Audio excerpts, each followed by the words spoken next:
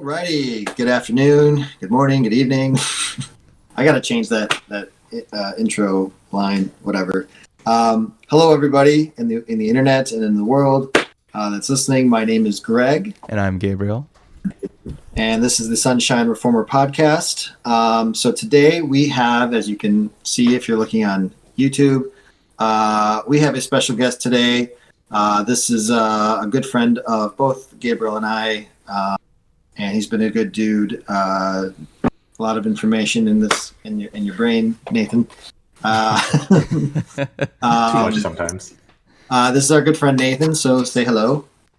Hello, everyone. And crowd cheering. Nathan. Do you want me to add that in post? I'll do it. I would love to see that happen.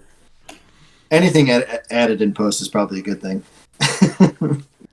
But anyway, so we've got Nathan here today to kind of share his insight with what we're talking about today and just kind of add to the conversation.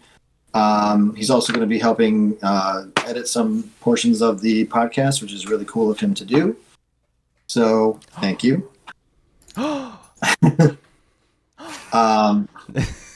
Sorry. Gotta be Mimi. A very loud thought in Gabe's head. Yes, less work for me. Exactly. So today we've got quite a few. Right on cue. Look at that. Yeah. Sorry about that. It's okay. We've got quite a few things that we're going to be talking about today. Mostly. Well, it is kind of a mix of politics and gun-related news. Hang on. The joys of working from home. Usually this time I'll say something like, one day we'll have a studio and we won't have to deal with any of this. And it's going to be awesome sauce. But until that day comes, we'll have our mascot, Angus. Absolutely. Sorry, there's a person at my door that's trying to advertise, whatever. Unsolicited solicitation is my favorite. Pretty much what's happening. Stop. Lay down. He's talking to my wife on the Ring doorbell, which is what's happening. Sorry. It's okay. Nothing I can do about it. Anyway, so yeah, we've got a couple different things we're going to be talking about today. Also, happy Inauguration Day for Diamond Joe Biden, which is what my nickname is for him. I don't know if anybody else calls him that. Uncle Joe. Uncle Joe. My nicknames for him are not safe for work, so I'll keep it to myself. Hey, we're an 18 plus thing. I put explicit for the podcast, and I put 18 plus for YouTube. So, we drop F-bombs, we curse, and we talk about deep subjects sometimes. So you say fart? Oh my God, yes. You can't say that. You can't say that on television. Aww.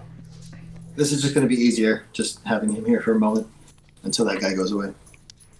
Okay, so we're going to be talking about the NRA, for sure. The NRA files bankruptcy, inauguration, and the ATF. Well, did you see the article that I put about the bills that are being filed in Florida? Oh yeah, yeah, true. Yep. Some good, some bad. And yeah, it's going to be. Oh yeah, and the yeah, you just said the inauguration, like the security and stuff that's going on there. So yeah, we can get it started. First of all, how's everybody's week going so far? Everybody doing okay mentally? Yeah, hanging on. Fairly good considering everything. Yeah. Just taking things day by day, as usual. Yeah. We've got Amber's birthday's coming up in a couple weeks, and I bought her a birthday present, and it's related to, this. I bought her a new gun. So I'll Nice. talk about that briefly. Anyways, so Gabe, did you want to get started on the first topic? Are we talking about the NRA first? Sure. All right. I've got the CNN article up here for the NRA files for bankruptcy. So this was pretty big. NRA's filing for bankruptcy. A lot of people initially were like, woohoo, yay, no more NRA. Well, no, they're going to reincorporate in Texas. Right. So that's not exactly, not to say uncommon or unprecedented. I guess we could expect it from a multi-billion, is it billion dollar, or is it just multi-$100 million organization? They spent $137 million on lobbying in the last 10 years. So Okay, so probably $100 million organization based on lobbying. They're filing Chapter 11. I'm not a financial expert nor a legal expert, so I'm not going to go into the specifics about Chapter 11. But basically, different types of bankruptcies can allow or disallow certain types of things. So there are types of bankruptcies where you can keep your assets and you can reorganize. There are different types of bankruptcies where you lose all of your assets and you can't reorganize or restructure or whatever. And there might be some minor details in between, or kind of a mix of both, or more so one or the other. But basically what they're doing between all of this stuff is that they're just filing bankruptcy, doing everything in Texas, and they're citing New York politics as the reason for leaving. I think it's fair to say that when they say New York politics, they just mean, wow, we can't steal money from people and get away with it in New York. Oopsies. But you know who will give us money? Texans. Yeah, right. And also tax breaks or whatever. Yeah. So I don't know. That's just because I think we might have talked about it, what the NRA specifically did, which was some of the head executive officers of the NRA was illegally funneling money from the organization to pay for expenses, like personal expenses, which that's called embezzling, in case you're wondering. Yep. So if you want to call that New York politics, man, be my guest. But I live in reality personally. Right. New York politics is called being held accountable for financial crimes. Basically, honestly, I guess this is a trend. Didn't New York hold the Trump administration accountable for the embezzlement found under their nonprofit? Remember when Trump bought a picture of himself or painting of himself with wasn't it New York that was the one that filed that? I think so. I don't know the story you're talking about. So basically, the Trump Foundation or whatever has a nonprofit, and apparently Trump himself purchased a painting of, I believe, himself, and he used the nonprofit funds to pay for that painting. And I think there was a court hearing about it. I don't remember it completely. I think it was like a year or 2 years ago. It might have been longer than that. But that's basically it, and that was found out to be the case. Whereas, he was embezzling money from a nonprofit to pay for personal expenses. Yeah. So, then it was probably, that sounds like something New York would do also. Yeah. So based New York, go ahead, do that. Hold people accountable. Apparently, that's a leftist thing. It is a leftist thing. We hold each other accountable real hard. Yeah, so much infighting. So yeah, jeez, it's wild. Yeah, I've never I've obviously never supported the NRA. I was looking into it a little bit, and basically, besides the fact that they were embezzling and doing all that bullshit, a lot of people started jumping ship. We've talked about how vast the gun owning population is in the country, despite what politics, you would think politics would tell you. There are a lot of gun owning people on the left, and where they fall, how far left they lean, or whatever is a matter for debate also. But a lot of people on the left, of course, and then a lot of people on the right are started jumping ship a year or two ago, like you were saying, just because of that, and then also in general because basically the NRA used to stand for like safety, gun safety, and just advocating for either safer practices or safer laws or whatever you want to call it. And in the last probably 10 years or so, they've only been advocating for industry, just furthering the interest of the industry versus over safety, and just attacking anything to do with common sense gun laws or whatever. Yeah, and then even back I was then, just saying, go ahead. You have something to say, Nate? Turns out you can make a lot more money lobbying for gun manufacturers than for supporting working class people. Yeah. Who'd have thought? Yeah, basically. Yeah. So it's they lost their priorities. A lot of people think that they lost their identity. Yeah, of course they wanted to make more money and everything. So exactly. Well, when you find a money printer, a reasonable person doesn't report the money printer to the cops.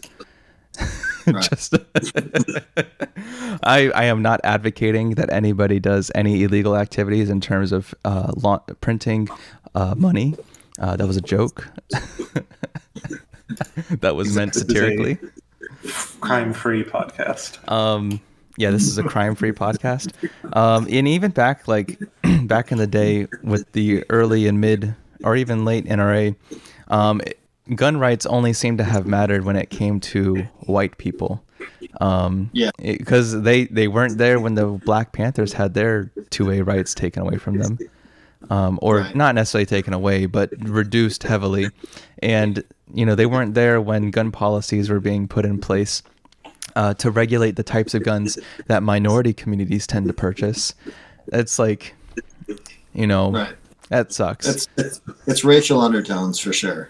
And I know the SRA specifically is not a 2A policy advocate or whatever, but it would be cool to see a leftist organization come up and take that, especially considering that we're going to look. I know they're going to restructure everything in Texas, but bankruptcy isn't exactly cheap.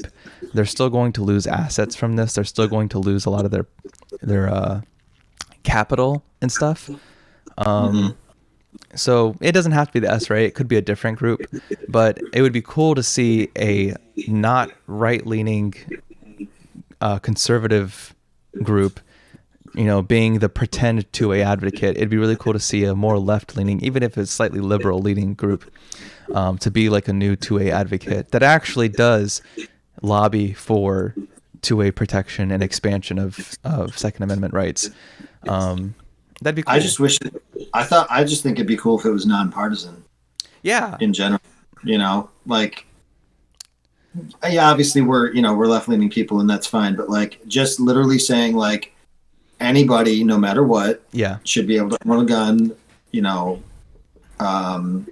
and just use that same mantra throughout all of the gun legislature, 2A stuff, whatever, just equal rights for everybody down the line. Well, you want equal rights for everybody. Are you an Antifa? How dare you? Yeah.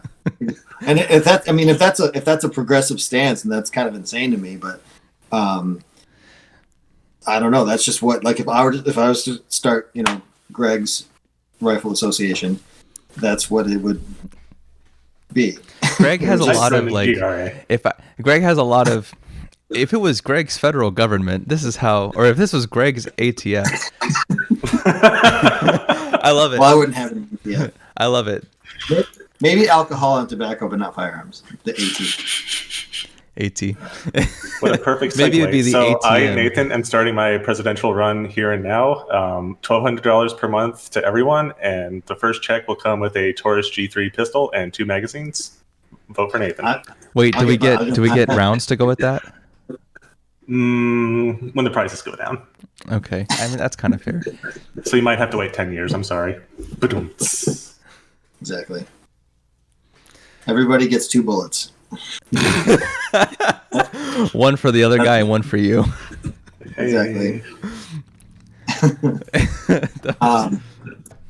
But yeah, that's just what I would like. So like I know I've talked about the FPC before, the Firearms Policy Coalition. They do an okay job. They are, I would say, they're more right leaning than anything else. But as far they're as better than the NRA. They're like they do the NRA's job for the NRA.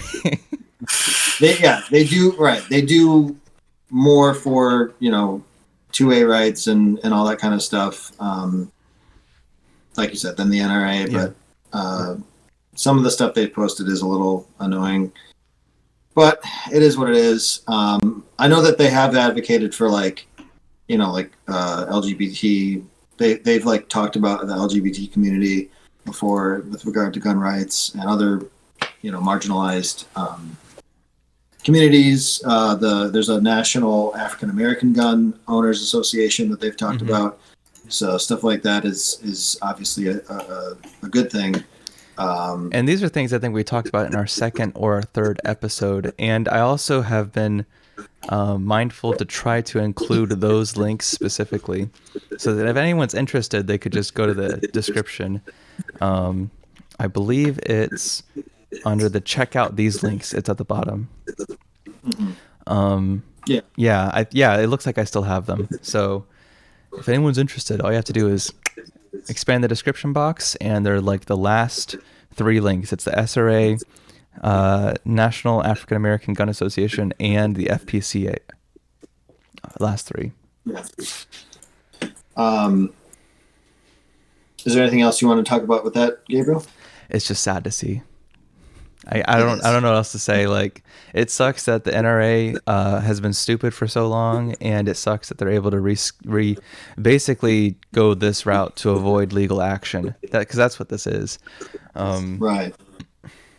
I wish bankruptcies were structured slightly differently so that they disallow this. Right. Especially when it's. It's really. I don't think it'd be that difficult to restructure the law to fix this. It would just basically be if your organization has been accused of a specific crime within a specific amount of time. I don't know what that time would be. Whatever you'd have like. I don't know what that's called, where like you commit a crime and there's a specific period of time that has to pass before like it can't be acted on. Statute of limitations. Yeah. What are the statute? Basically, if it's within the statute of limitations or whatever, you can't restructure. You can't do, because they're basically doing this within the same time period that they also were accused of embezzlement. So they're like, this is very obviously just trying to get away from that. Like, oh, we're not the same organization that was accused of that crime. We're completely different. We just have the same name and the same motives. Yeah, right. And even if the exec members from before aren't staying in power, they're just going to pass the torch to their friends. Basically, anyway. It's just going to be the same thing. So, that's what I think I mentioned it last time we talked about the NRA. It's just like the NRA started off as like a really great organization, for, like I said, like gun training, 2A rights, yada, yada, yada, but obviously has, morphed into this behemoth. It's a cash grab, garbage organization. And if they just restructured from the ground up, having a organization of that size with that much, political power or whatever, doesn't have to necessarily be a bad thing. It just has to be managed and executed in the right way to kind of get this stain of their history redacted or whatever. So yeah, and actually be like doing what they're saying they're supposed to be doing. Right. Like, which, fingers crossed. It sucks so much. It's like another. It's like almost like it's another political party. Yeah. Because it's like, it's a non-elected political party too, which is the worst thing. Nobody elected the NRA. Nobody controls, at least on a public front, the NRA. But for some reason, the NRA has potentially a lot of sway, and they don't even use it. It's so fucking disgusting. Yeah. So. Yep. So speaking of things that are related to, laws and stuff, I've got here, if you want to pull this up, Gabriel. The Florida thing? Yeah.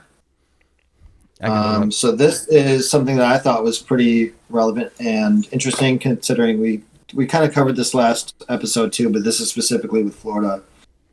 So this says, Florida alert. These are the gun bills that have been filed in Florida so far. I follow on Instagram. There's two representatives that I follow. My state representative, who is Stephanie Murphy, and my district for Orlando, and also she's the state representative in the House for me, and then my state representative for the state of Florida is another woman named Anna Escamani. Excuse me. That's right, Nathan? That's her name? Escamani. I've actually met her. She's really cool. Yeah. And so, so she's really progressive Democrat. She has done events with the March for Our Lives or whatever that's called, the anti-gun people, whatever. And I comment on her stuff all the time and say, look, if you want to have a conversation about left-leaning gun rights, I'm always here or whatever. I'm sure she's aware that people like us exist. I don't know. But so a lot of these, so these are all the bills that have been filed by people like her, state representatives. And some of them are good and some of them are bad. We'll just run down the whole list here. So these are filed as of January 14th, which is a couple days ago. So we've got House bills. HB 25 is the sales of ammunition, filed by Dan Daly, a Democrat, requires background checks for sale of or transfer of ammunition. Yeah. I'm not for this bill. I think that kind of thing is kind of it's just dumb. Ammunition is, of all the things to have a background check on, that's the worst one, because I could just go buy gunpowder, which is the part that goes the boom boom. So obviously we all here think that that's a silly thing to do. I would say that there's more value in I've talked about it a million times, just advocating for training, having some kind of mandatory training program for concealed carry. I know you need to take training, but having something that's better than what we have now, I think that would do a lot more to help in cutting down either accidents or just better overall. That's my thing. It'll probably get shot down. The Florida State House and Senate or whatever are very Republican heavy. So I don't think any of these will go through. Simultaneously, a good thing and a bad thing. Only because I know they'll be obstructionist to this, but it's really bad because they pass really shitty laws. So yeah, which you can get. I don't even think the one that was introduced by the Republican will go through, but whatever. We'll just go through them all. And so that's this next one, carrying firearms without a license. It removes the requirement that license to carry concealed firearm is required in order to carry such firearms. It limits areas in which concealed carrying a firearm is prohibited. I would love to carry at Disney World, just saying.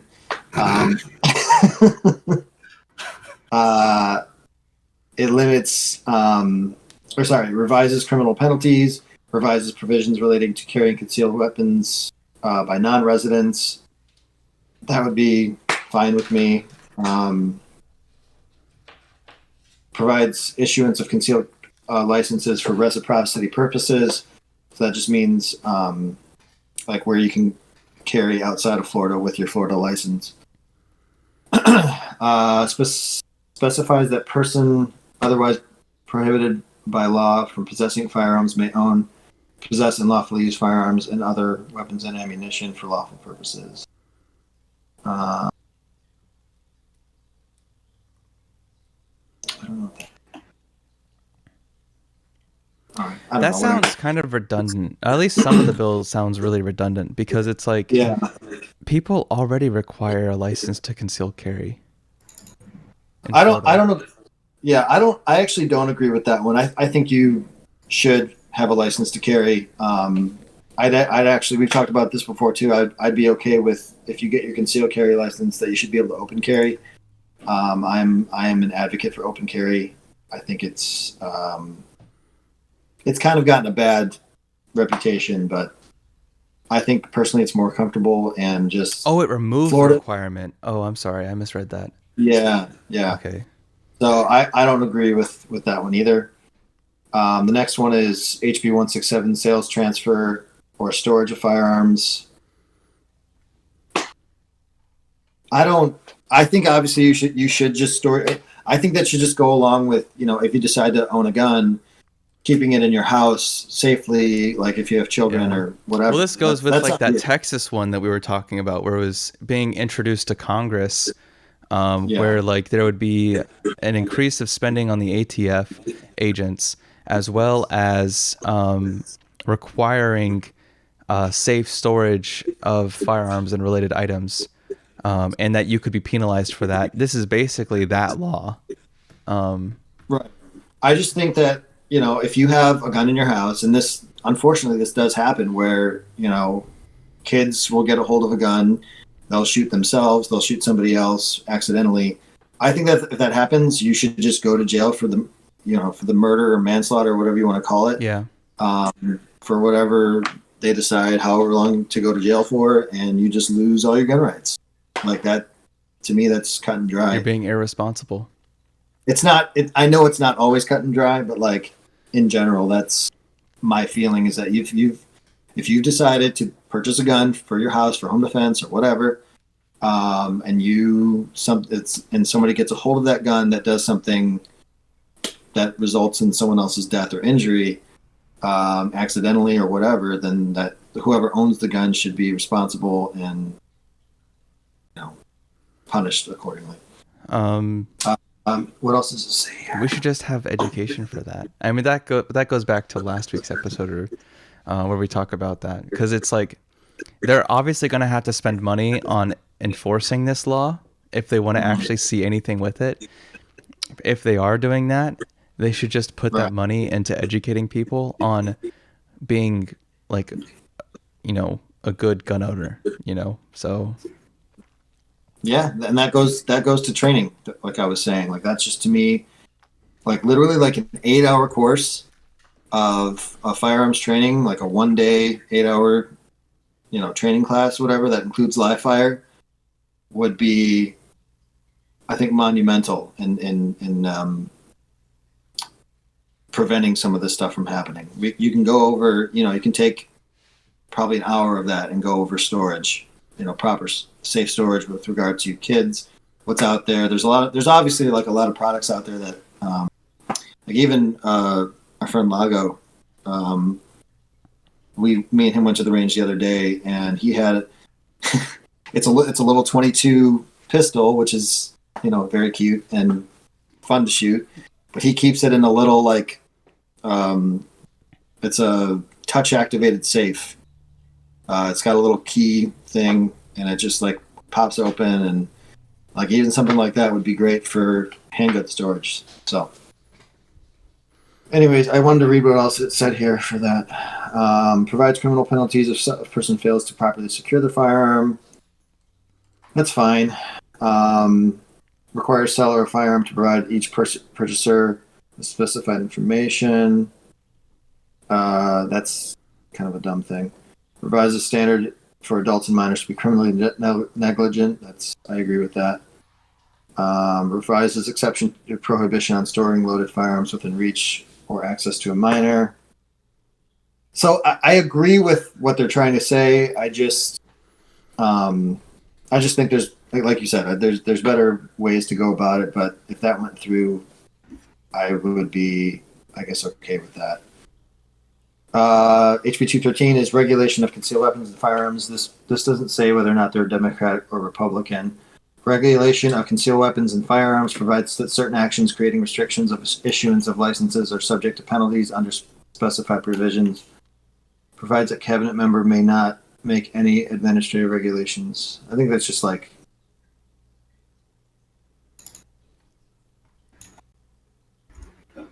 talking about issuing the bills. I don't know, that's whatever. Risk protection orders by Kelly Skidmore, Democrat. Risk protection orders, redefining the term petitioner to include an individual who has biological or legal parent-child relationship. I don't know what that is. Who's legal guardian of, or who is spouse or sibling of respondent. I don't know what that's supposed to be. Yeah. Safety of religious institutions, introduced by J.R. Williamson, Republican. It authorizes concealed weapons or firearms license holders to carry a firearm on certain property of church, synagogue, or other religious. It's funny that they included synagogue. Or other religious institutions. Didn't say mosque. Yeah. Of course. Identical to a state bill. I agree with that. I think you should be able to carry into Get locked up, son. I think if any religious institutions do need protection, it would be synagogues and mosques. Yeah. Yeah, I'm totally for that, of course. I think you should be able to carry pretty much anywhere. I know federal buildings you can't, in like courts and stuff, but if you have a license to carry. What's that? Only they are allowed to have guns? Yes, exactly. I think you should be able to pretty much carry wherever you want. If you have a license to do so and you've got the training, why not? Restrictions. Oh, sorry, right. So this is the next one. License to carry concealed weapons or firearms. Yeah, and this removes a provision prohibiting concealed carry from openly carrying handguns. Or carrying concealed weapon or firearm into college or university facility. So you could open carry on a university? Oh no, Caitlin Bennett was predicting the future. Poopy Pants Bennett. I don't know. Oops, sorry. I don't know how I feel about that. About carrying at schools, colleges. Open carry. What do you? If you're going to remove, in a previous one, removing licenses to concealed carry, but then also prohibiting concealed carry licenses from openly carrying handgun or carrying concealed weapon or firearm in a college. I feel like if you're going to remove the license, you probably shouldn't remove the prohibition on campuses. Because if anyone's going to do something stupid, it's going to be a dipshit college kid who has or probably a drunk college kid, realistically, who has no idea what they're doing or is really stupid. You can't buy a gun in Florida right now unless you're 21 anyways, which I know is still like college age, but like you're a few years in. That's 3 years, so you'd be a junior. You'd be right. If you're doing a 4-year degree, that'd be you're 3/4 the way done. Now you can't buy one, but you can be 18 to own one. So, and considering Florida's a very, I'd say gun-friendly state for the most part, there are a lot of people who are 18 and even under the age of 18 that I have known and do know who do own guns through family because it was a gift or otherwise. Right. It wouldn't be surprising if somebody on a campus owned a gun and was 18. I would say after thinking about it for a little bit, I think I'd be okay again if the training standard was what I want it to be. Yeah. I would be okay with anybody concealed carrying or open carrying on campus, bearing in mind that you have full responsibility of that firearm. If for some reason it gets into the wrong hands or, whatever, if something happens, you are the one that's responsible. I'm okay with that if you have the proper training.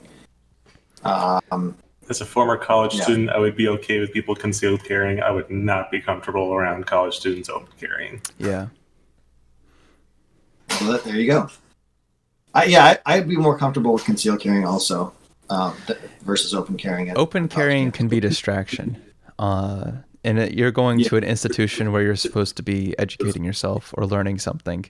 And that can be distracting for a lot of people, especially for, look, let's be real, college kids, probably a lot wrong with them mentally. And they just got out of high school for the most. Look, let's be real. Let's be real. You're stupid because your brain's not developed completely yet until you're about 25, give or take. You're being thrown, a lot of college kids being thrown into an environment they've never been in before. It's all new to them. A lot of college kids have depression, anxiety, et cetera, et cetera, et cetera. If you have open carrying, in addition to all of that, you have sexual angst and frustration. You have engineering classes.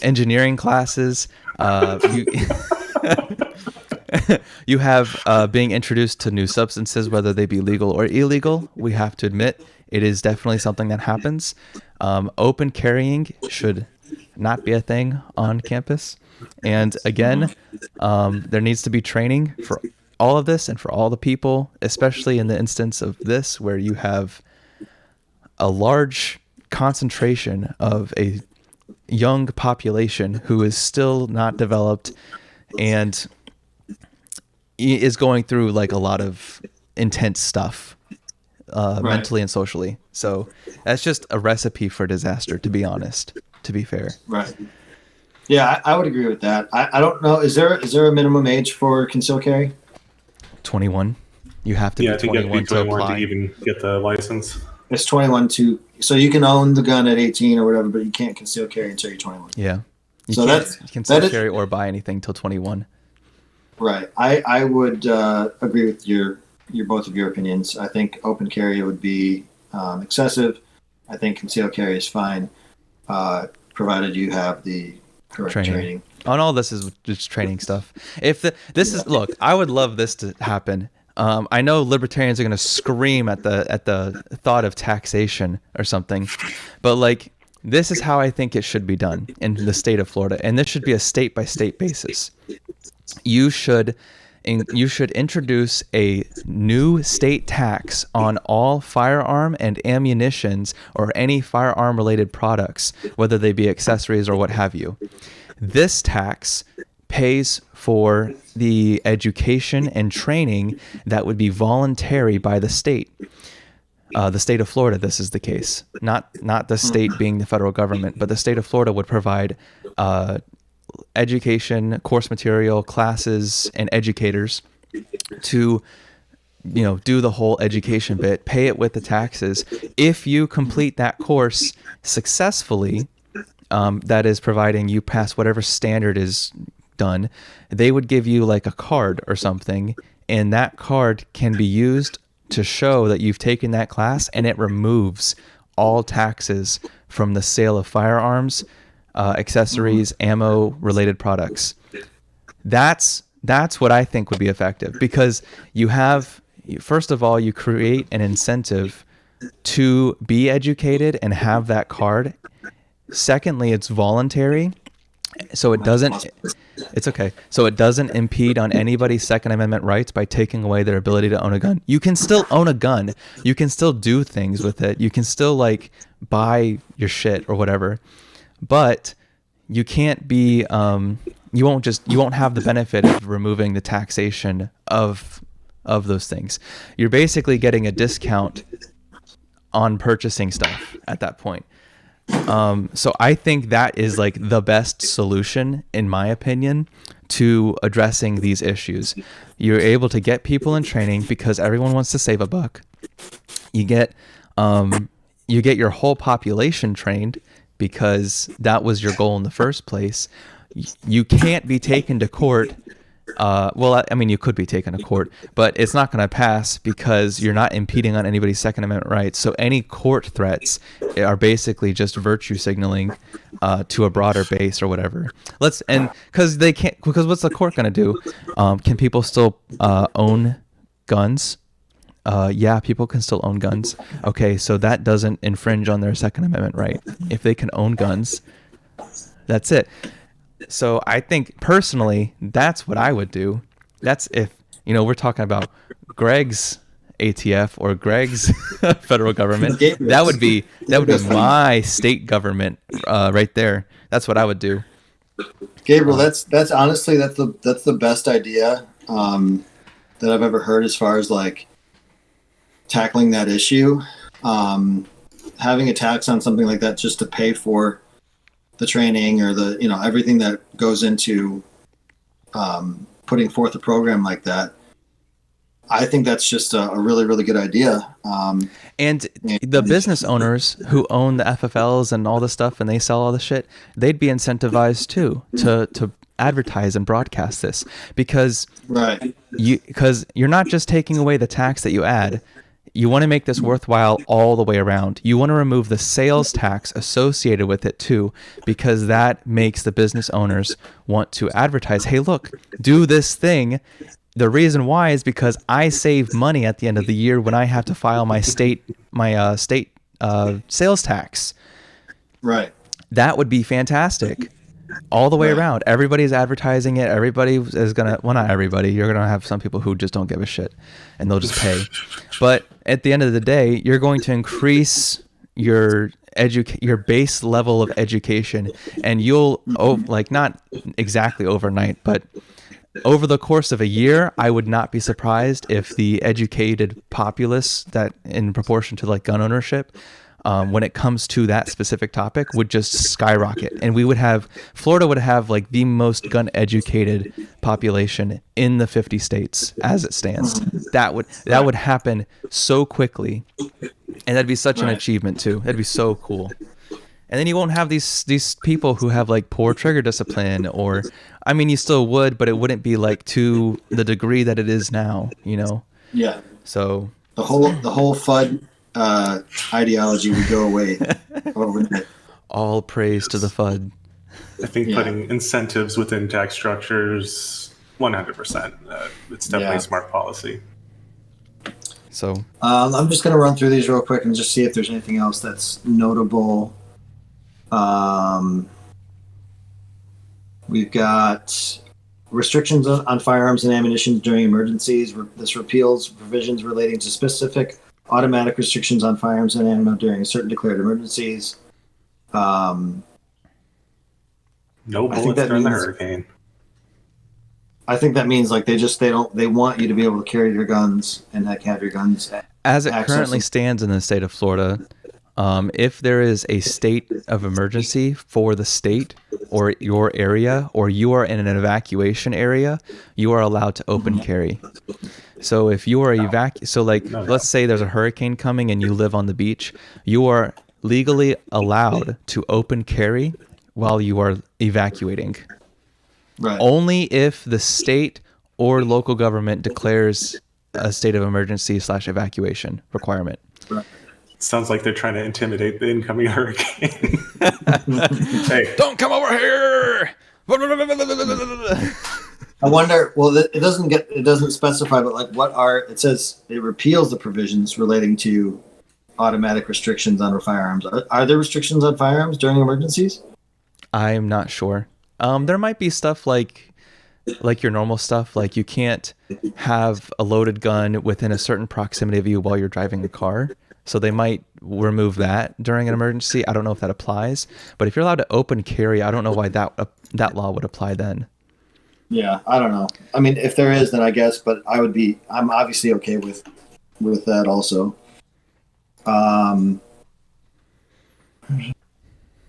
Provisions for preempting the field of regulars. That doesn't tell me anything. Okay. So then the Senate bills, I think, pretty much echo. Well, this first one does the storage thing. That echoes the other one from the House. Universal background checks requiring all sales, lease, and other transfers and firearms to be completed through a licensed dealer, authorizing a licensed dealer to charge a buyer or transferee specified fees. I am for requiring all sales to have background checks. I'd be 100% as somebody who's sold several firearms on the privately. I don't personally. I've never run a background check on somebody that I've sold to, but I'd be okay if they forced me to do so. I think it's way too easy to buy a gun privately in Florida, and I would be okay with that. I don't like the part where it says it has to be a licensed dealer. I wouldn't want to have to do that in order to sell my gun, but I don't know. I'm okay with doing background checks for every single gun sale, no matter what. And for those of you who think that background checks are against the Second Amendment, that's not true. It doesn't impede your ability to get a gun. No, it Just does slows not at down all. the process a bit. Having purchased several guns in my life, it does not impede your right at all. It doesn't impede you. The only, and I mean, I guess there could be an argument made that certain criminals would be removed of their rights, and you could argue that through the same way that voting is removed from certain criminals in certain states. Right. That was an impediment of their rights. You could also argue that this would be an impediment of their rights. I don't know. I mean, maybe a better way to go about that is to make sure we don't have a shitty social welfare program so that people don't get into those situations in the first place, and also reorganize how we do prisons. The answer isn't going to be a gun regulatory process. It's going to be actually fixing the problems that we have in the United States instead of just ignoring them, Right. That's a multifaceted. It's a multifaceted issue. So it's like you go into the details. Why is it that people are more likely to commit crime if they've been jailed or imprisoned? Well, have you ever tried to fucking get a job after you've been in jail or imprisoned? Right. It's nearly impossible. So what do people typically do? They go back doing things that allow them to survive and make money, and then those things they are illegal, so they end up going back in jail or imprisoned because they couldn't get a job. That's fucked up. Yeah. It's as if the underlying conditions have not been solved while they were in prison. Oh my God. Yeah. Excuse me, sir. You have cancer. thought. We're going to head and remove everything around the cancer, but leave the cancer in there. We'll leave the cancer in there. It shouldn't be able to spread a good from there analogy. because there's nothing to spread to. Right. Sorry, this is a really good analogy. It's tickling Right me. though? Isn't that a really shitty answer to trying to solve this problem Sir, you have cancer. We're gonna handcuff you to your bed. and just watch you die? That's so fucked up. Yeah. That's a nightmare. Oh yeah. So let's see. Universal background checks, whatever. Here's another one that's relevant to Nathan, and I know other 3D printing advocates. This is House Bill or State Bill 372, three-dimensional printed firearms. Three-dimensional printed firearms prohibiting a person from printing, transferring, importing into the state, distributing, selling, possessing, or giving another person 3D printed firearms as of a specified date, providing criminal penalties, requiring persons in possession of such firearms to relinquish them to law enforcement. So this one is or to the automatically a Department of Law lawsuit. Enforcement If this gets passed, it's immediately going to be going through the federal court system, because saying you're going to take away people's ability to 3D print gun parts is the same as you can't build a gun by yourself. Right, and the other things that it seeks to address are already addressed. You can't, if you make a gun, super redundant. you can't sell the gun anyway to anybody or give it away. You can only make it for yourself as the law currently reads federally. So not only is this not going to pass, or if it does pass, go immediately to the courts and get revoked, or it's just redundant. in the fact that it's just reinstating what is already federal law. So it's like completely pointless.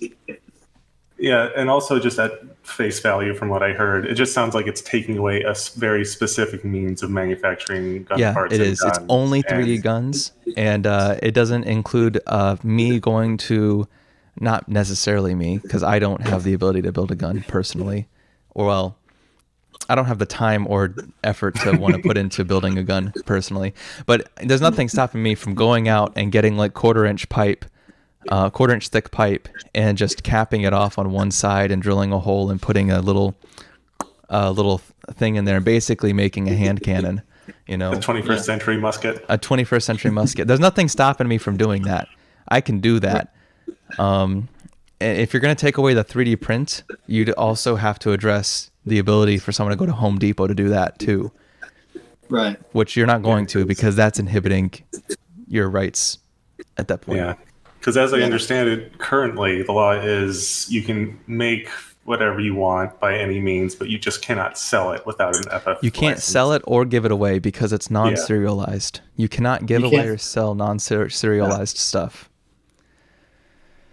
Through any means, like you can't go like give it to an FFL or sell it to an FFL and have them try to sell it. Because you'd have to go out of your way, get it serialized first. Yeah.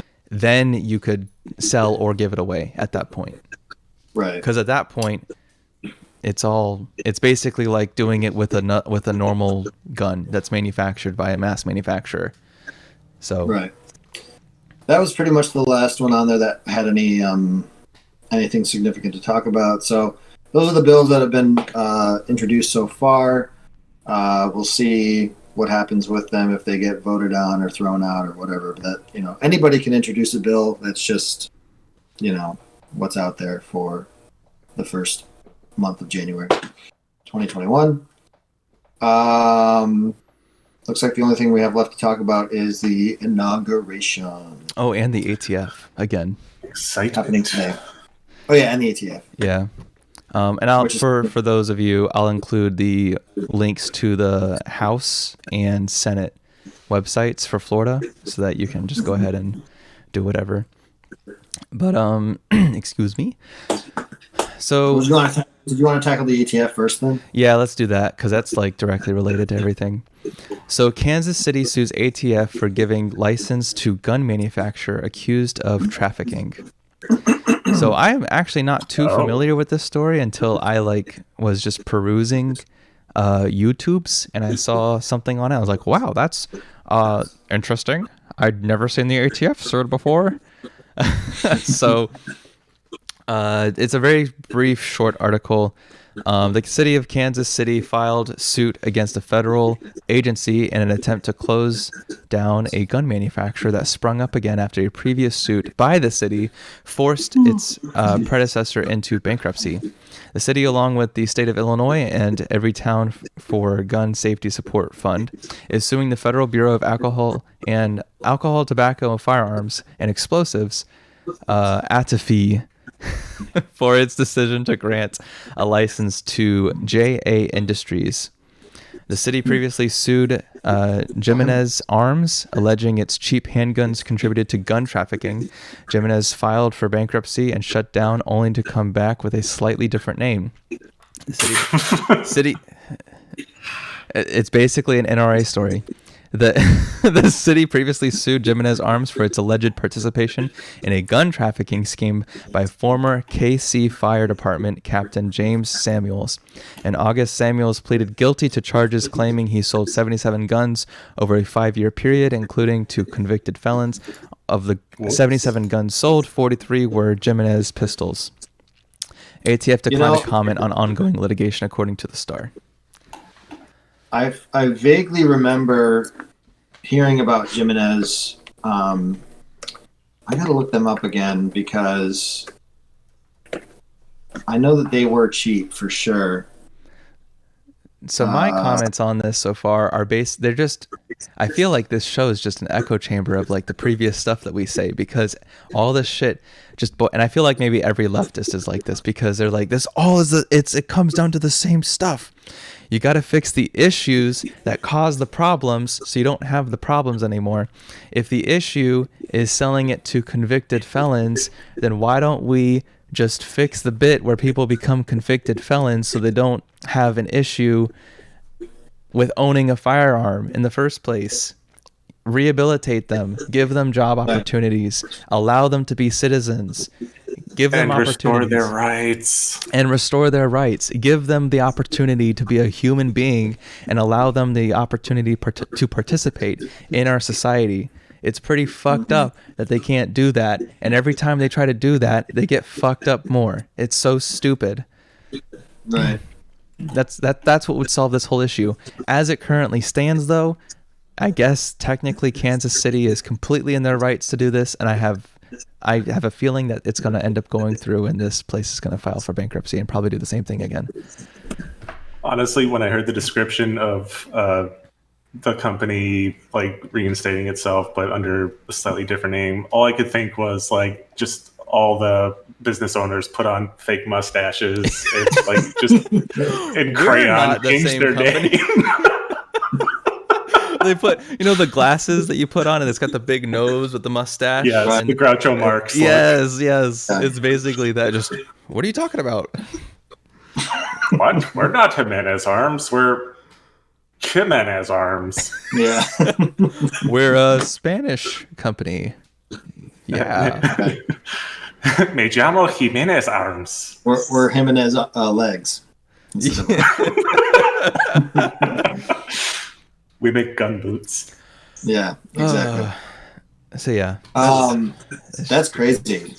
Yeah, I gotta say, that's a big fuck up on the ATF's part. Well, here's the thing: like, if that police or fire chief or whatever, if he was the one doing like the bullshit or whatever, that has nothing to do with the firearms manufacturer, right? I don't know the specificities of the prior court case. It could be the idea that they intentionally priced their firearms for the opportunity for this guy to do whatever. I don't know what the previous court case was, but those guns are pretty cheap. Like, just MSRP is like $150 or something. Oof. That's like, so they're like some high point stuff right there. Yeah, but they're I think they're a little bit better than high points in general. Low bar. Wait, yeah. Can I add? I know we didn't talk about this, but can I add a gun that I would like to talk about, please? Yes. Yes. But hey, real quick, you guys have anything else that you want to talk about for this Kansas City thing before I do that? I'm good. We put out all the information. Because it had reminded me when we were talking about cheap guns. Mm-hmm. Greg's always talking about guns that he recommends and guns that he talks about. Well, you know what, bitches? I got one now too. It's Gabe's turn. It's my turn. My turn, motherfuckers. Sorry. Hit me with it. All right, so you guys probably know what I'm going to talk about. I was talking about this in our little chats. The AR-7, it is a takedown 22 rifle. It looks like if you took a Luger, gave it a long-ass barrel and a stock.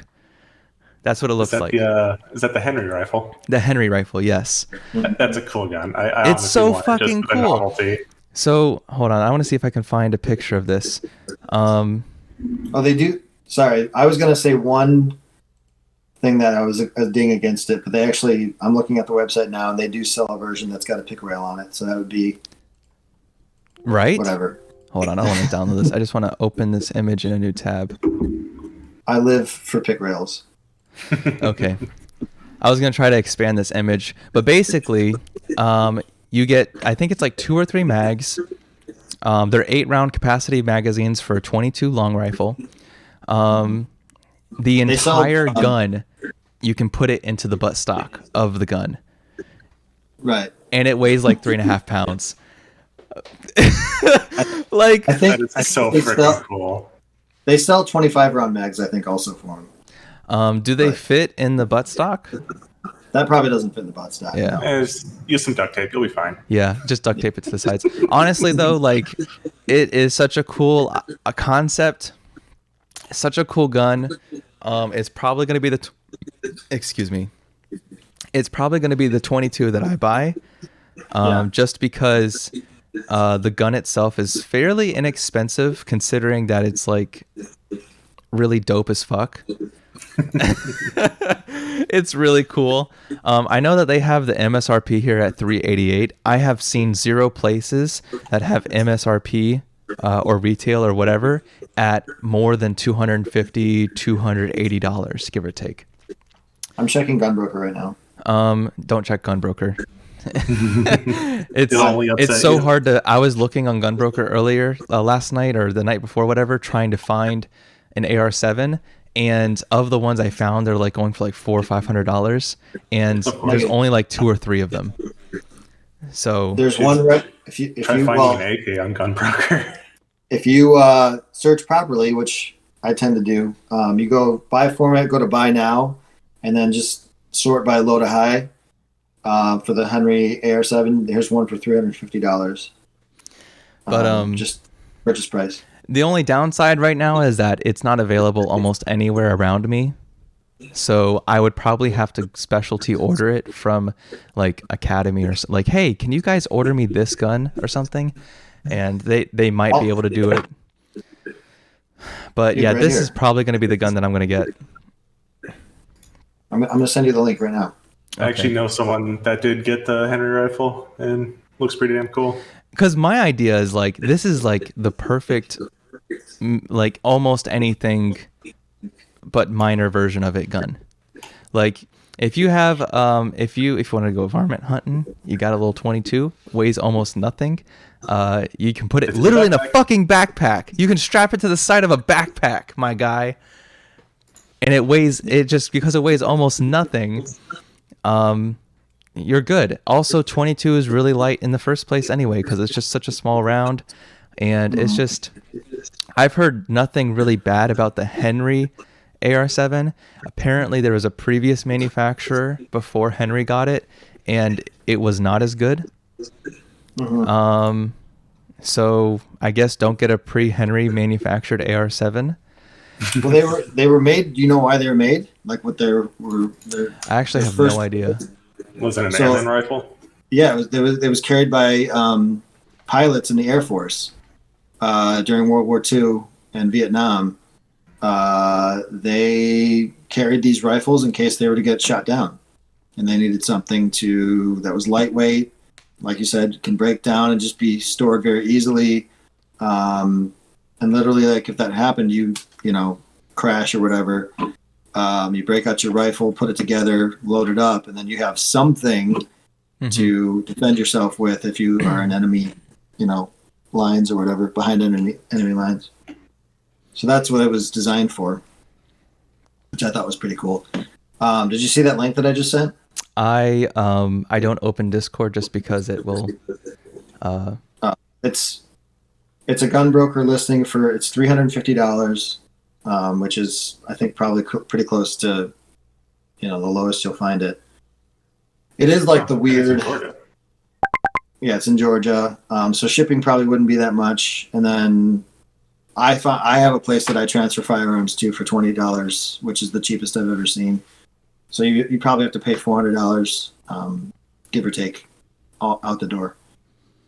Because you don't pay tax on out-of-state purchases. So that's pretty good. $400 for a relatively cool takedown. I like it. I like the idea of it. It's so cool because it's like if you're doing whatever, you have your main gun, you have your side gun, and this could very easily be a backup. Of like either or, to be honest.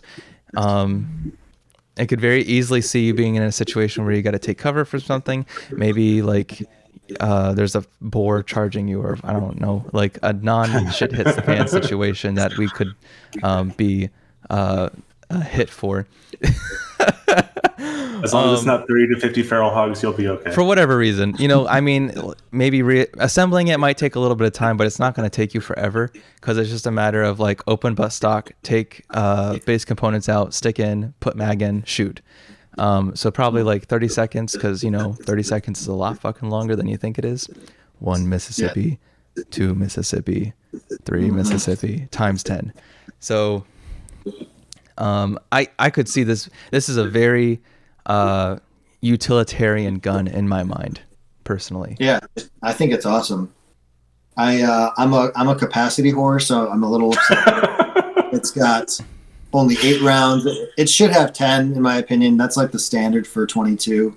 And then most 22s on the market, rifles at least, have something like a 25 round or 30 round magazines that are available. I can see why they did the 8 rounds. They I know. Yeah, I know. Probably in this case, and the option of having more than that is always nice too.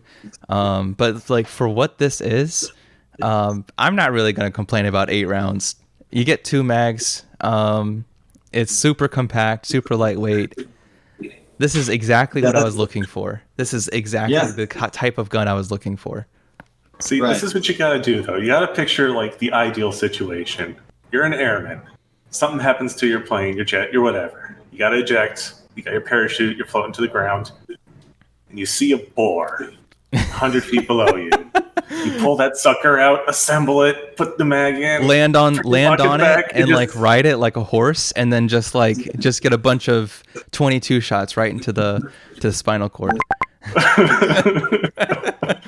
That is such a cool rifle. Honestly, when I hit my friend up next time we're at the range, I want to handle that and see how it feels because it looks so freaking cool. You have a friend that has one? Yeah. Is he wanting to sell it? He actually tried to. No, he literally just got it. He wanted to use it for the Appleseed marksmanship training, but they ended up saying no. Use one of our loaners. My friend David just had a friend who was selling one. Okay. And I was gonna say it to you guys, but my friend Chris, who's I've mentioned a lot on the show, he and I, and then we have another mutual friend named Todd. He bought the gun outright from David before I had a chance to mention it to anybody. Mm-hmm. Probably gave him a fair price. He's good about doing that. So, my friend Todd's got one. Who if I asked him if I could try it or whatever, he'd be more than happy to let you try it also. Does this get the Greg seal of approval? It does. I mean, like you said, for what it's designed for, and I'm looking at the Henry website right now, and it looks like all 3 of the modern versions have pick rails, which that to me, like being able to mount an optic onto a rifle quickly and easily is a nice convenience. So that's awesome. And honestly, you could probably reduce assembly time by just having the bolt carrier portion of it left on. You could remove the barrel and the magazine. Keep the barrel magazine stowed away in the buttstock. Right. That way, it's even faster to reassemble it, and the bolt carrier assembly portion of it isn't exactly going to take up a lot more space than the stock of it anyway. It comes out like another couple inches or so. Right. And you could just leave your optic on, not have to worry about taking your optic off ever. You just leave it on. Right. And your assembly's faster. Yeah, no, it's definitely a cool gun. It has my stamp of approval. I like it. I wish I knew about this gun when we were doing the 22 episode. This is so cool. I love it. I love this gun. It's just a great concept. All about discovery. Yeah. I actually discovered that when I was looking for my first 22 to take to do the Appleseed training, and I ended up getting the Winchester Wildcat, and it's a pretty cool gun, although the fucking aftermarket magazine I used for it jammed and couldn't even get it out, so I had to use one of their rifles. That was annoying. That was embarrassing. You have a rifle called the Winchester Wildcat? Yes. Oh, I didn't know that was... I thought that was just ammo. It was kind of like when I found out that my third-party extended magazines for my pistol weren't going to work because the springs aren't strong enough. I was so sad, man. I still haven't gotten springs to replace it because it's like that's not top tier on my list of things I need to get. I have a first party regular magazine for it. I can just use that for now. Yeah, I don't know if it's because it's aftermarket and like that's just a coincidence it jammed, or I just need to clean it. And what kind of jam was it? Oh, geez, I'm not sure. One Did I of the bullets. shoot that thing?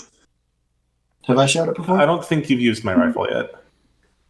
But one of the bullets got bungled when the bolt was trying to drive it into the receiver. Did it eject properly? The old one? Oh, hell no. That sucker was stuck. And then got the bullet out, but then the magazine itself refused to come out. Like the spring release wasn't working properly. But, I took it apart the Sunday after, and I managed to get the magazine out. So I don't 100% know what was going on, but something got stuck. And I have a feeling if I had cleaned before I took it out, it probably would have worked. But we will see. Yeah, I'm probably. So I used to have a Ruger 1022. I reluctantly sold it right at the beginning of the COVID nightmare. Damn, dude, we all make mistakes. It's okay. When we didn't know, was getting into guns after it all started. Yeah, we just needed a little cash, and I was like, well, this is going to sell it instantaneously, and it did. And I actually made money on it, which was good. But I still regret selling it. So I definitely, I've been looking at 22 rifles. Also, there's one called a Rossi, which I've is seen the Rossi. Easily the cheapest one available. You can get them for like $150. And I found out later that that's a company owned by Taurus manufacturer. No kidding. Oh, well, there you go. Yep. And so, but again, I would prefer to. You can mount scopes on them and stuff, I guess, fairly easily.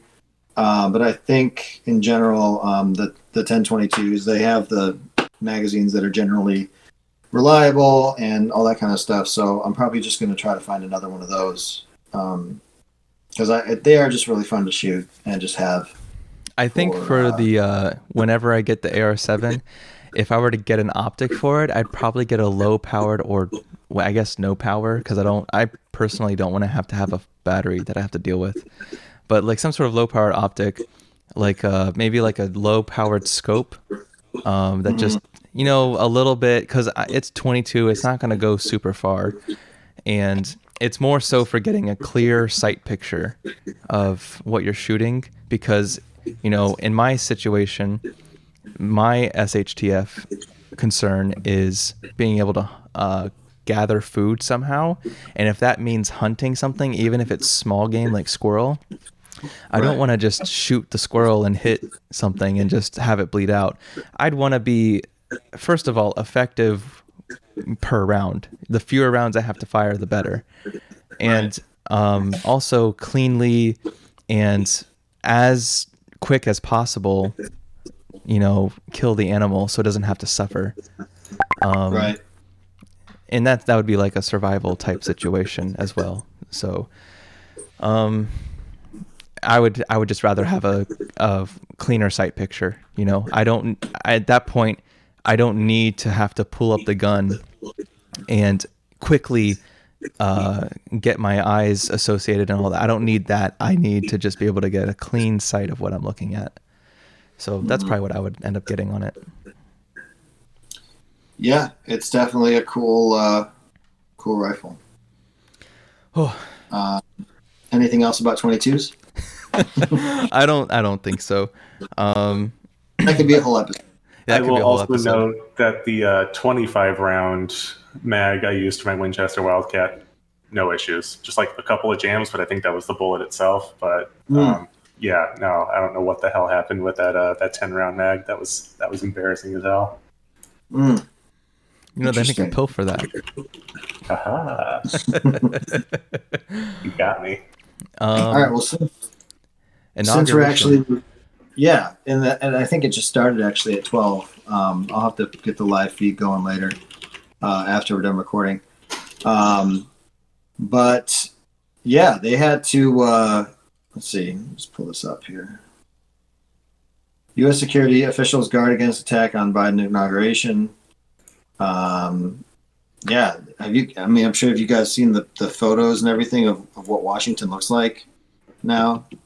I haven't seen a lot of photos. Borderline I've seen a police couple state. things, but the article that I have pulled up here, the FBI security screening of the 25,000 members of the National Guard assigned to Washington to protect the event.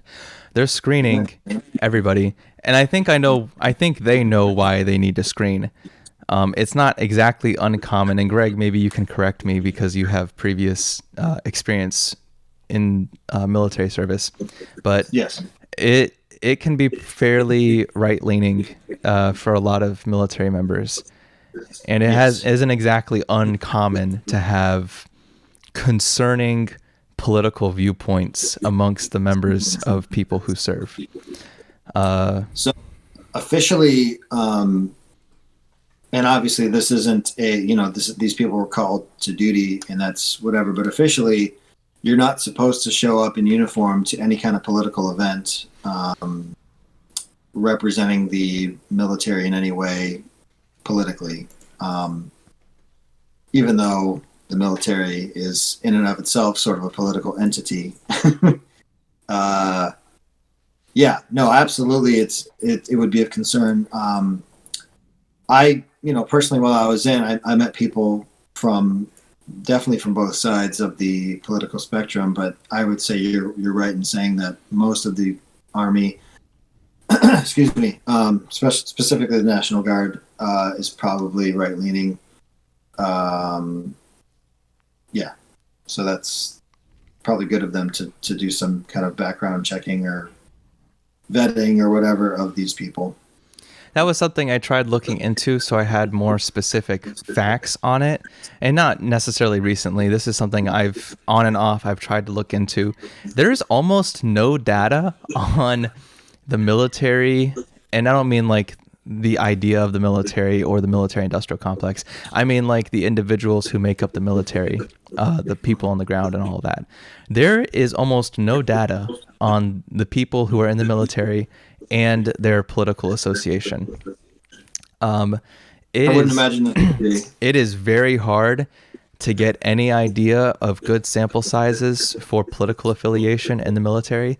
I think the best I had ever seen was a study that was done with like 300 people.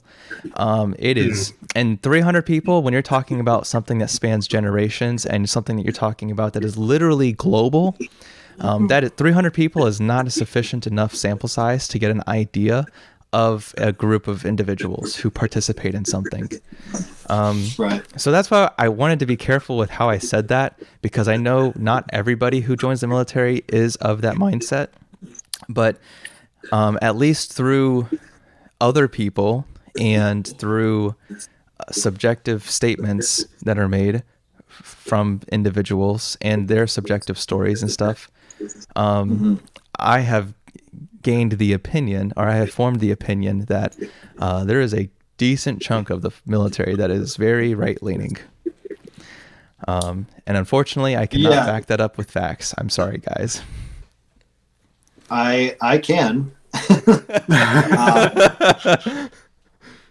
I was in for 10 years, from 2009 to 2019, or like the end of 2018-ish. And 7 of those years were in a military police unit. That's the unit that I went to Afghanistan with. Speaking about that sample size, I've talked about it before. A lot of those people, well, again, it was it was the Army Reserves. So it wasn't like, national units or, full-time active duty people tend to be, I think, a little bit more diverse units, just because it's, people from all over the country in, different bases and units and stuff. But obviously it was sort of like rural Michigan people, with some of them were civilian police and some, most of them weren't though.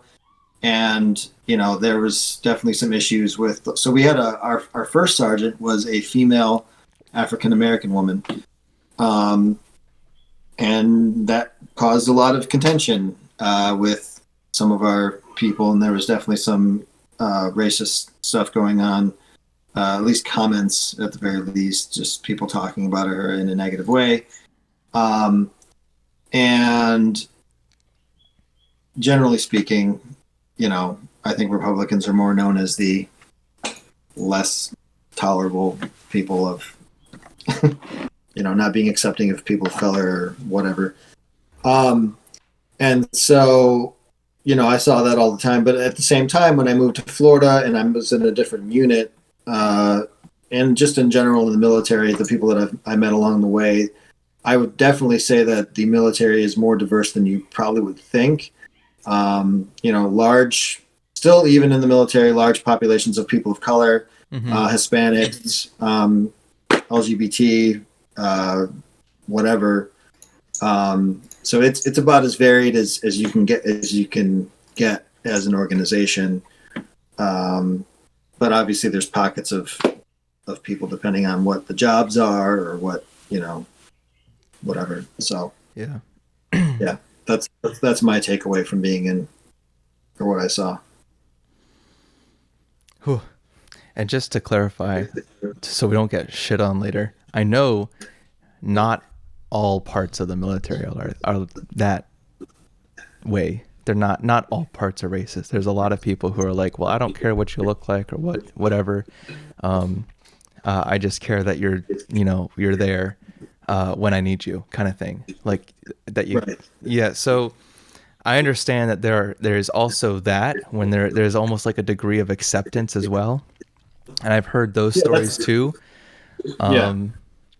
But for some reason, there's a lot of veterans on Facebook, man, who just really hold these disgusting opinions.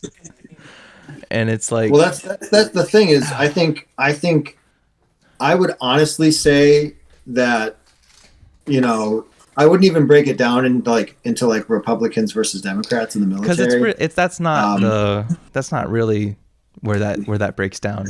It's a broad ideology. I'm not saying. Yeah, I would just say the military as a whole is more diverse than you would think. Mm-hmm. I think what you just said, like if you're looking at, it's a military police unit. So all of these people signed up for the military to become a military police officer. Yeah. That's going to attract a certain demographic of people. The same way that police departments currently attract a specific type of demographic of individuals. Yeah. Yeah. Anytime that I had to go to like a military hospital or had to deal with like admin or even like just certain like logisticals, like the last unit I was in was a logistics unit having to do with the trucking and communications and stuff like that. All of those people were all just regular, what I would assume to be either left-leaning or maybe even independent, whatever you want to say. Definitely far from the far right or even like, middle right or whatever you want to say. So I'm trying to be diplomatic here. I don't know. That's fair. That's fine. So, saying that, the entire military is right leaning or whatever, I think is inaccurate, but obviously there is a population of people that are right leaning. And the point I was coming to was that those people are probably going to be the most vocal and make the most noise online and all that kind of stuff. Yeah, that's another part. Yeah. So, the loud minority. Yeah, exactly. I think I would also argue that considering the military is majority working class people, because, if you have your officers and, generals, etc., then they're more than likely going to be, probably well off people before they join the military or really work their ass out to become officers. But anyway, working class people, they're probably going to be, in a holding pattern around the center until they figure their life out and figure out what their values line up with. So that's my 2 cents. I mean, my only knowledge is just observation as a military brat. So welcome, military brat. And for anyone you're Your parents were in the military? Yeah, my mom did 20 years in the Navy. Met my stepdad, also did 20 years in the Navy, and then like before them, grandparents did Navy. I think one of my uncles was in the Army briefly. I don't know anything about his military experience, but yeah, a lot of my family was military. But I thankfully for me dodged that bullet. Gotcha. Almost literally. Hey. Yeah. So, cool. Well, I think that covers everything we wanted to talk about. Did you guys have anything else? Nate, do you have anything? Actually, a thought that's been pinballing in my head here and there on a previous subject with in regards to open carry, like in general, not necessarily, either on campus or in a religious institution.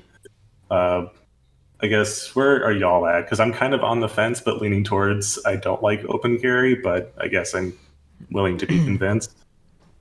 I'm okay with open carry minus like what we currently have regulations for concealed carry.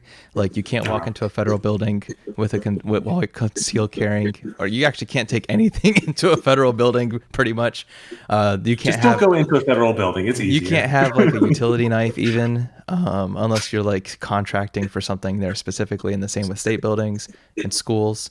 But aside from like those obvious places, I think you should be able to open carry just about anything, almost anything. Personally. My thing about it is, so again, it kind of goes back to what I said before about training. I think that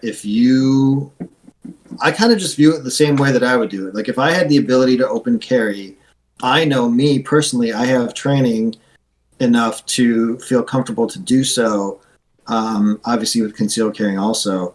I think that as soon as you have the ability and are comfortable enough doing something like that, carrying a gun on you doesn't really become a controversial thing for yourself or for. I mean, obviously it's perspective of other people, but I would just see carrying a gun as just another thing that it's the same thing to me as carrying a knife, or just something else for self-defense. That just happens to be a lot more effective. So if you have the training for it, the main, I'm trying to like gather all my thoughts. Mm-hmm. The main thing that you always hear with open carry on, at least on the internet and stuff, is like, oh, you become a target to criminals or whatever, or you just have like a spotlight put on you or whatever. I think that, well, first of all, there's no evidence to suggest that you would become any more of a target with a gun openly carried versus concealed carried, or not at all. In the research that I've done, I haven't found any evidence to suggest that is true. And again, it's about the whole like perspective of society. So the example that I like to use is marijuana. So prior to 1937 or whatever that year was, 34 or whatever it was, marijuana was legal. And over the course of the 20th century and now into the 21st century, the societal perspective of marijuana has changed drastically to the point where now it's legal and it's not going to like make you see the devil in front of your face and be influenced or what, you know what I mean? Like all the crap that they used to say all the reefer madness lies.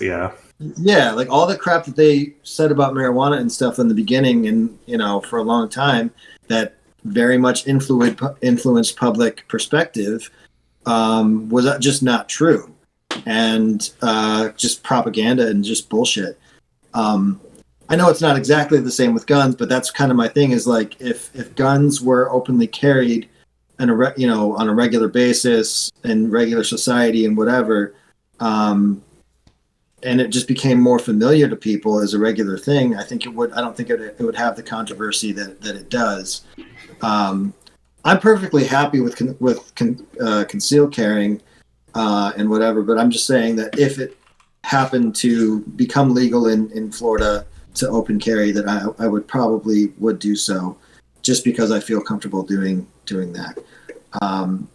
I think people should be able to have the choice, and if you choose to, fine, and if not, and like I said, there would have to be some kind of training standard in order to be licensed to do so.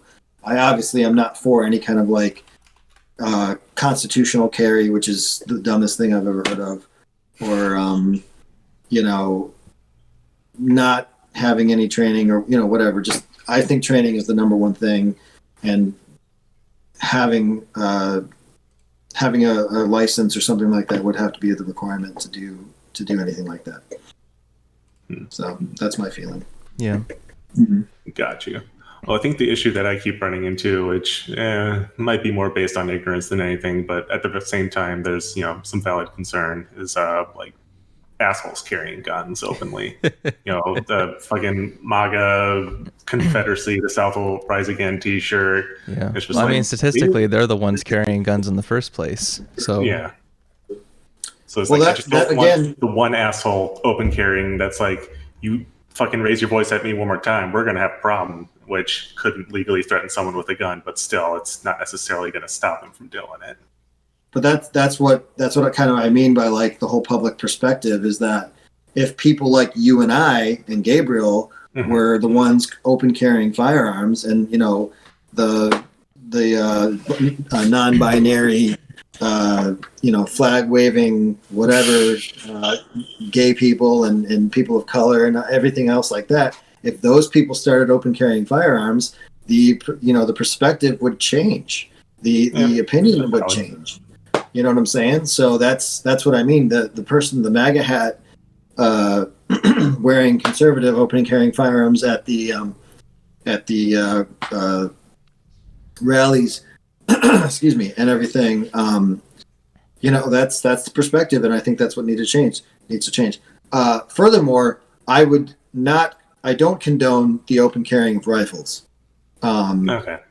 I think that would be, if I was making the law, I would say handguns, and I would have a specific definition for handgun, not these, AR pistols and all that bullshit. It would. So you'd be considering an upgrade to current concealed carry laws, more or less. Correct. Okay. Yeah, I'm fine with it would be something that you can actually holster and keep on a belt, like some kind of definition revolving around that. Whatever.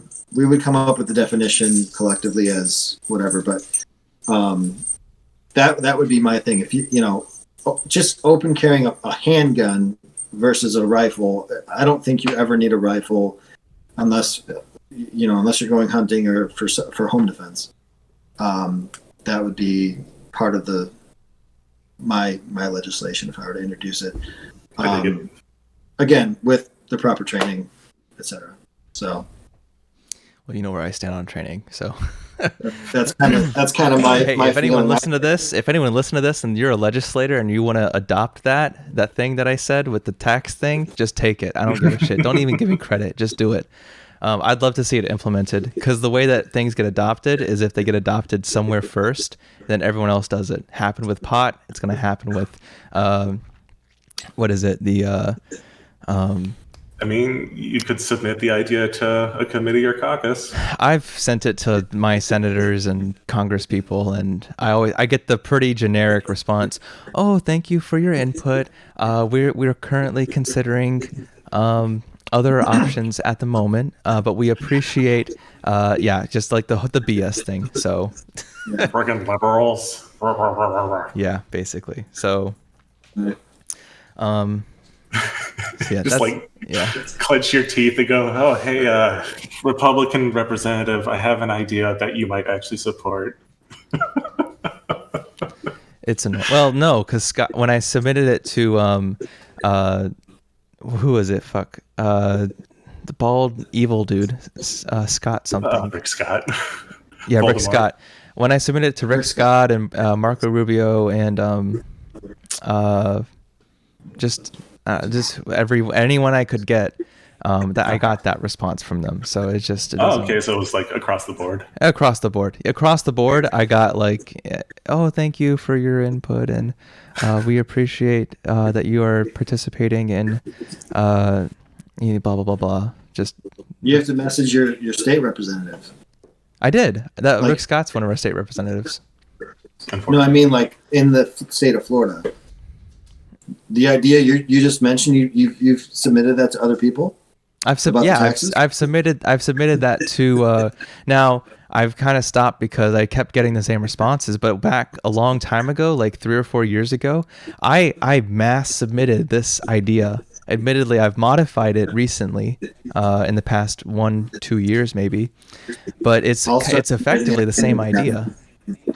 Yeah. No, it's a great idea, and I think it should be. Let's just put it this way: if I win the lottery this week, We're just gonna lobby until it happens. I will throw millions of dollars at that idea for you on your behalf. And I too look forward to the GG pack. Exactly, the super PAC. The GG Super PAC. Yeah. I fucking love it. But yeah, cool. That's what I mean. That's kind of my idea. Like when we're talking about open carry, that's the circumstance that I would want it under. Right. I would want it under the situation where it's like we have a fairly well-educated and trained population that understands the consequences, negative and positive, of doing said thing. But I come from that presupposition. So I guess I should remind myself that I need to be grounded in reality, and that's not exactly the situation we live under. So, does that answer your question, Nate? Oh, yeah. I think fine-tuning the expectations for open carry has inspired me a little bit. Yeah, I think open carry for pistol I'd be pretty okay with, but yeah, honestly, seeing people with their decked out ARs would not make me comfortable at all. I would be comfortable with rifles and other types of long gun if it was under the circumstance that we also addressed a lot of inconsistencies, I guess would be a nice way to put it. But basically the whole, like, for some reason black people don't have the same ability to carry certain guns as white people, and it just so happens to be that those guns are more difficult to acquire. Because if it were not for the Black Panthers who open carried and took advantage of using that right, a lot of the police stuff that led up to the civil rights movement would have never been addressed. Because I don't know if you know this, but the Black Panthers in some areas, they used to open carry rifles in their car, and they would they were community policing because the cops, during the civil rights movement were much worse than the cops we have now. They were more open about their bigotry and such, and their institutionalized racism and stuff like that. And if it weren't for like the Black Panther movement or other types of movements that were akin to that but not as popular, if it wasn't for them open carrying, we probably wouldn't have seen I don't know if it not seen the civil rights at all, but we probably wouldn't have seen it blown up the way that it did, just because like that was such a big thing. Right. Yeah. The Mulford Act. Yeah. In California. Honestly, it's kind of incredible how awesome the Black Panther Party was for their time. They're so cool, dude. They're so cool. And the fact that they don't exist now because there was so much like state response to their existence and their activities shows how effective they were. Because with the open carrying and monitoring police activities in their communities to make sure they weren't up to some bullshit and just obviously profiling and stalking poor black people. Like, yeah, that's why fucking, what was it, Reagan? No, Reagan was the one that... Whoever passed the laws that were like, fuck you can't carry these weapons. That was Reagan. Okay. That was Reagan. And then, of course, with the school lunch program and the school breakfast program that they were doing, like, they got replaced with SNAP? And that's how kids are getting, low-income families are getting food for their kids. Like, holy shit, they were effective. They were awesome. And fuck the government, and the municipalities are like, okay, we can't have Black people with this much power and sway over their communities. So let's really insane. take them down. Hey, FBI, want to help us out? So yeah. So under those contexts, that would be where I would probably be okay with open carry, is the context that we have like the ability to form, like, not exactly Black Panther movements, but the ability to form movements that are akin to it, that address modern problems or contemporary problems. I feel like that would be the only use case outside of hunting and home defense for rifles, just because like that has real world implications, real world scenarios, and obviously that went somewhere. So we should probably support that to some degree, for the sake of being able to have people able to benefit their community, you know?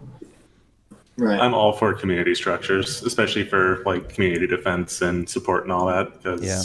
And that would lead to that too. Not helping. That's what I just said, is that like,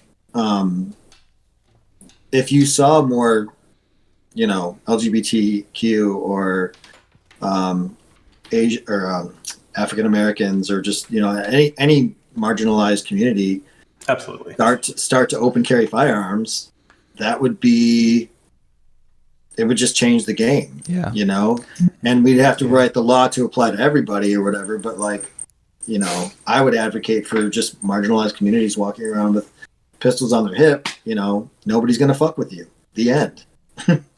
You know. So what you're saying, partner, is we need to have shooting irons on our hips and keep our spurs clinking and clanking. Yes. Yeehaw. It is legal to open carry a katana in Florida. Oh my god. I'm just saying. I am just saying you can legally open carry a sword. All the other threatening stuff and all the laws surrounding that apply the same. Don't threaten people. Don't be intimidating intentionally. Don't use the item in a threatening manner. You can't show it off. You can't have it out just randomly. But you can legally carry a sword in Florida. Open carry. You can't conceal it. Don't give me ideas. Now you might get some looks. My neighborhood. You might get some looks at cops. On me. but you can legally open carry that. Yes. So I probably shouldn't grab the handle and go, "Oh my, machine." Probably not. So exactly. But yeah, I'm good. We got anything else? Any last thoughts?